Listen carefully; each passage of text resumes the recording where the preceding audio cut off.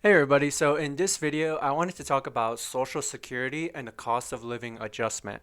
Now, I know that many of my viewers are very young, so maybe they might not be worried about Social Security right now. But eventually you're going to get Social Security, and hopefully you live long enough to receive it.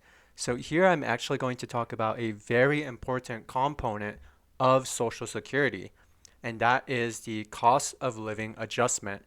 So right now I'm on the Social Security website, and I'm going to make sure I leave all of these links down below so you guys can do a follow-up. But let's just talk about what these cost of living adjustments are. So straight from the website, it says legislation enacted in 1973 provides for cost of living adjustment, or COLAs. With COLAs, Social Security and Supplemental Security income benefits keep pace with inflation.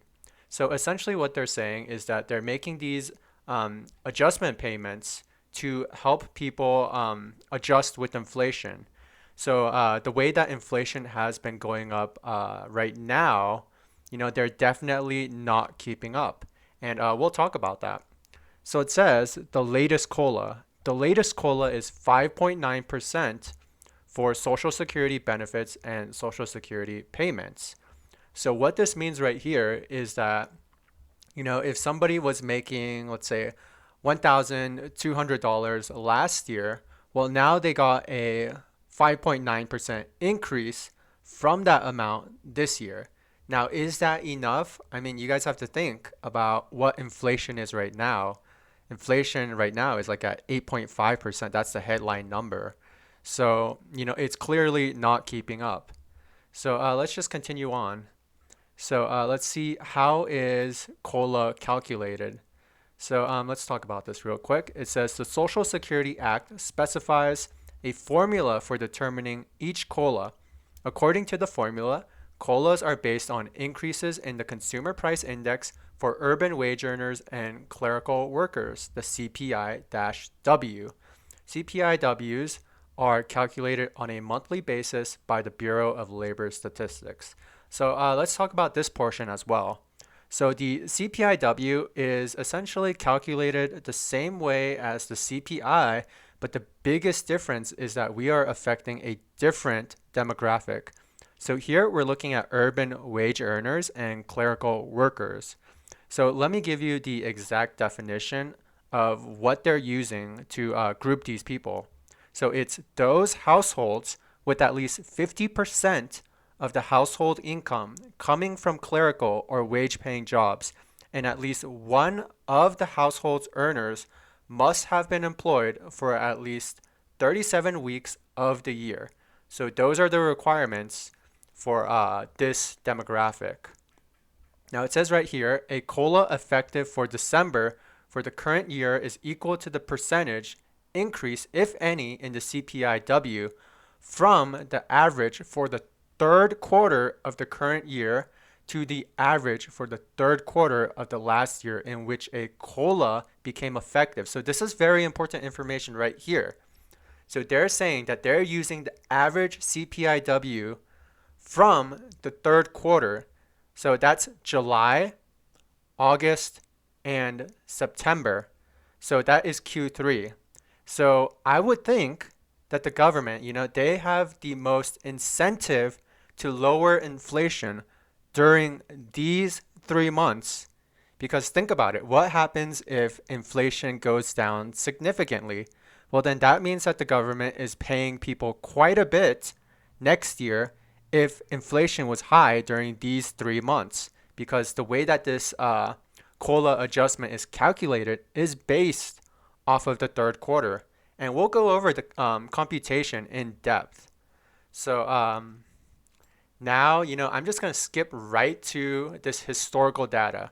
So going on to this new page, we're looking at CPI-W or CPI-W for urban wage earners and clerical workers.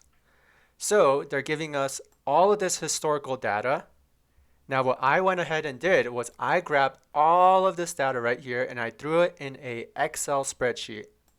So let's just go on to this Excel spreadsheet and we're going to work this. So I'm going to zoom in for you guys so you guys can see a little bit better. So here's what we're going to do. They said that Q3 is the quarter that they're looking at. So that means a lot of this data is pretty useless right here. So let's go ahead, grab January, February, March, April, May, June. Let's hide this. And then let's grab August, or I mean October, November, and December. And then let's go ahead and hide that as well. So now we're looking at July, August, and September. So we're going to go and we're going to create an average tab. So right here, we're going to put average. And then we're going to calculate the average for each year. So equals average.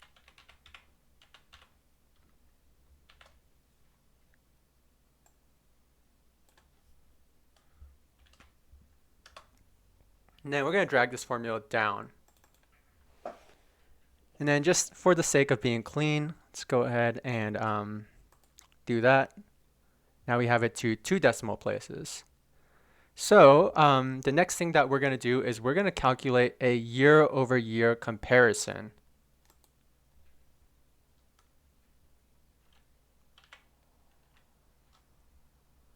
So these numbers right here, they're the CPI index numbers. So what we want to do is we want to compute a percentage of increase. So we're going to go and we're going to do this formula right here. So we're going to first get the year that we're looking at. We're going to subtract it from the prior year. And then we're going to divide it by the prior year's number.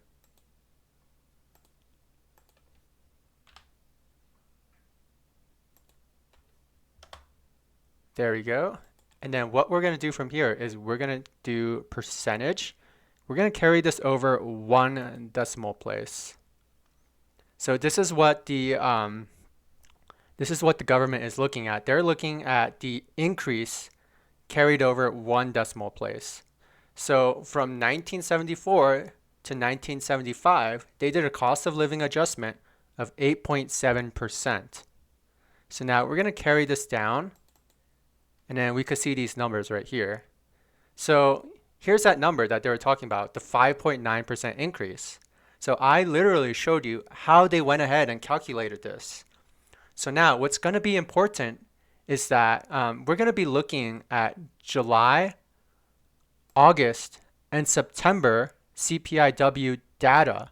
But right now we just have July data.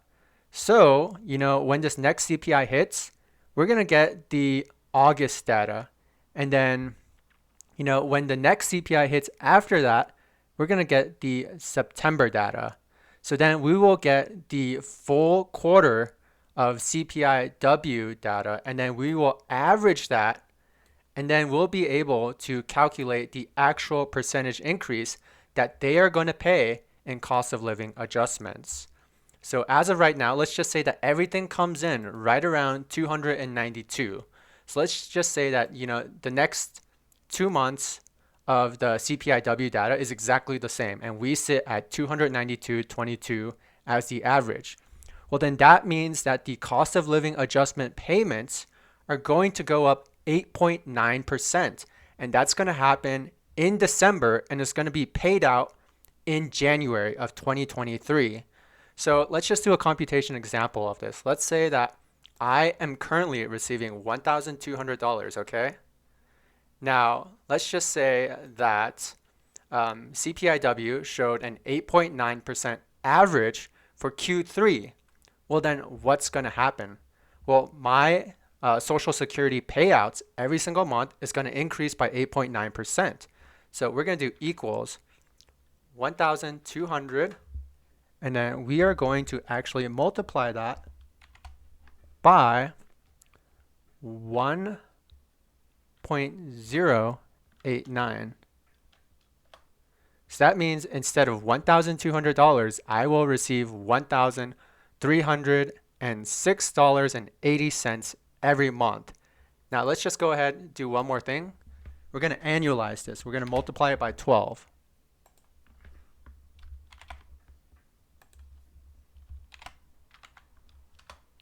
Well, then that means annually I made $15,681 off of Social Security. Now let's just go ahead and annualize this as well.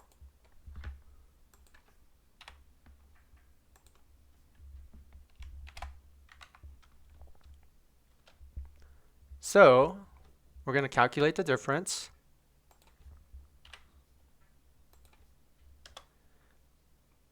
And essentially, if I were making $1,200 of Social Security payments every month, and then I received that 8.9% increase, well, then my annually increase would be $1,281. That's almost an entire another month's of payment.